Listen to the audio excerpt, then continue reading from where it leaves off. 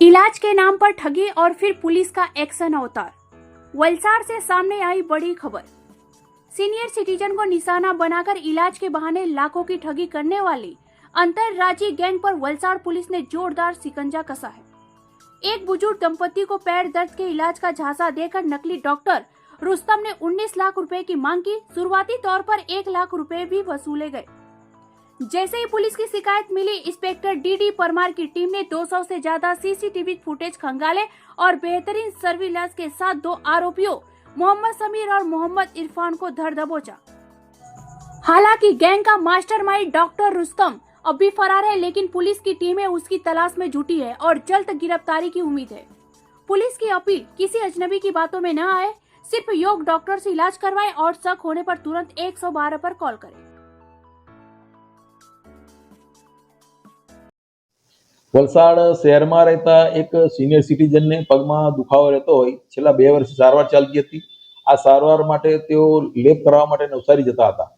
તારીખ 15/11/2025 રોજ તેઓ આ સારવાર માટે નવસારી ગયા હતા અને ત્યાંથી પાછા આવતા તેઓ એક નાસ્તાની દુકાને ઉભા રહેલા અને નાસ્તો કરતા હતા। જે દરમિયાન એમને એક વ્યક્તિ મળ્યો હતો અને એમને પગની સારવાર માટેની વાત કરેલી હતી, જેમાં વધુ પૂછપરછ દરમિયાન એ વ્યક્તિ એવું જણાવેલ કે મારા પિતાજી સંજાણ ખાતે રહે છે, એમને આ દવાથી સારું થઈ ગયેલ છે।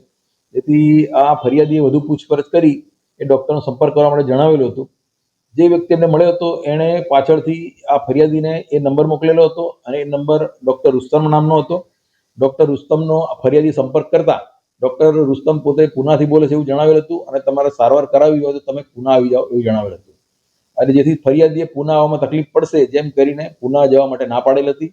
જેથી આ ડોક્ટર રુસ્તમ એવું જણાવેલ કે હું ત્યાં સારવાર કરીશ પણ ખર્ચો વધુ થશે।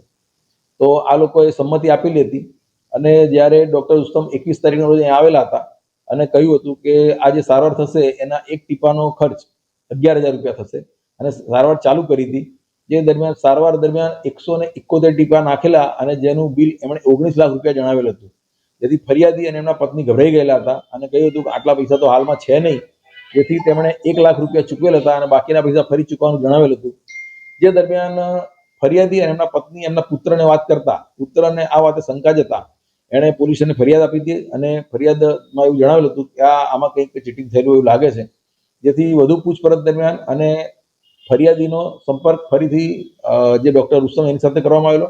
ડોક્ટર રુસ્તમે બાકીના જે 18 લાખ રૂપિયા છે એ આરટીજીએસ કે અન્ય રીતે એકાઉન્ટ નંબર આપીને એમાં ટ્રાન્સફર કરવા માટે જણાવેલું હતું। અને જે દરમિયાન આ આરોપીઓ છે એ 23 તારીખે વાપી આવેલા હતા અને ત્યાંથી પરત આવતા હોય એ લોકોને પોલીસે પકડી લીધેલા હતા। આરોપીનું નામ શું છે અને એ લોકોની મોડસ ઓપરેન્ડી શું છે, બંનેનો સંબંધ શું છે? આરોપી બંને હાલમાં પિતા પુત્ર છે, જેમાં મોહમ્મદ સમીર અને મોહમ્મદ ઇરફાન આ 2 આરોપીઓ છે અને ડોક્ટર રુસ્તમ તરીકે જેને ઓળખાણ આપી હતી હાલમાં મહારાષ્ટ્ર ખાતે રહે છે અને એની તપાસ હાલમાં પોલીસ કરી રહી છે। રુસ્તમ બી એક નકલી નામ હોવાનું એવું લાગે છે સર? એ તપાસમાં હજી એનું નામ મળેલ નથી, પણ આરોપીઓની પૂછપરછ દરમિયાન એનું પણ એક નામ એ લોકો જણાવેલ છે। ખરેખર એનું નામ ડોક્ટર રુસ્તમ નથી।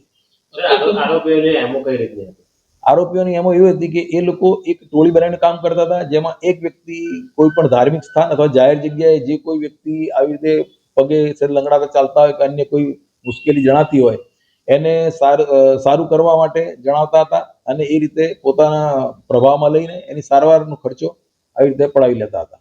અત્યાર સુધી કેટલા લોકોને પોતાનો ભોગ કર્યો? અત્યાર સુધી મહારાષ્ટ્રમાં 1 અને ગુજરાતમાં અલગ અલગ સ્થળોએ ટોટલ 5 એમ કુલ 6 જગ્યાએ આ લોકોએ આવી રીતે પૈસા ઉઘરાઈને અને ટ્રાન્સફર કરવાનું જણાઈ આવેલ છે। સર, પોલીસ તપાસ આગળ કઈ રીતે ચાલશે અને હજી વધુ ગુનાઓ ઉકેલાય તેવું લાગે છે, કારણ કે આવી ઘટનાઓ બની ચૂકી છે? આરોપીઓની હજી પૂછપરછ ચાલુ છે અને એ હજી જે ડોક્ટર રુસ્તમ તરીકે જેને ઓળખ આપી હતી એને પકડવામાં આવશે તો એ અલગ અલગ જે ક્યાં ક્યાં આવા બનાવ કરવામાં આવેલા છે એની ખાતરી થશે, જેથી એની હાલમાં એ તપાસ ચાલુ છે।